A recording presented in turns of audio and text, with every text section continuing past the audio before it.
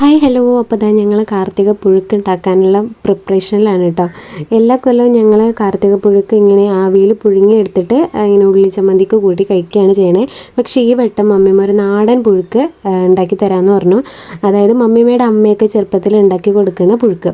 ആദ്യമായിട്ടാണ് ഞങ്ങളുടെ വീട്ടിൽ ഇങ്ങനെ ഒരു ഐറ്റം വെക്കണം കേട്ടോ. ഇതേപോലെ വെക്കണേ, അല്ലാണ്ട് കാർത്തികയ്ക്ക് സാധാ പോലെയാണ് വെക്കണേ.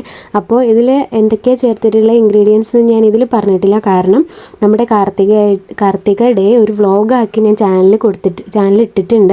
അപ്പോൾ അതിൻ്റെ ലിങ്ക് ഞാൻ ഇവിടെ കൊടുക്കാം, എല്ലാവരും പോയി കാണുക. അപ്പോൾ എങ്ങനെയാണ് പുഴുക്ക് ഉണ്ടാക്കുന്നതെന്നും അതിനകത്ത് വിശദമായിട്ടുണ്ട്. അപ്പോൾ എല്ലാവരും നെക്സ്റ്റ് ടൈം കാർത്തികയ്ക്ക് ഒരു വട്ടമെങ്കിലും ഇങ്ങനെ ഒന്ന് ട്രൈ ചെയ്ത് നോക്കുക. അടിപൊളിയാണ്. ടേസ്റ്റിൻ്റെ കാര്യം പറയണ്ട, കാണുമ്പോൾ തന്നെ നിങ്ങൾക്കറിയാം എങ്ങനെ ഉണ്ടായിരിക്കുമെന്ന്. നല്ല പച്ച വെളിച്ചെണ്ണയൊക്കെ ലാസ്റ്റ് ഒഴിക്കുമ്പോൾ ഉള്ളൊരു മണം ഉണ്ട്, അടിപൊളിയായിരുന്നു.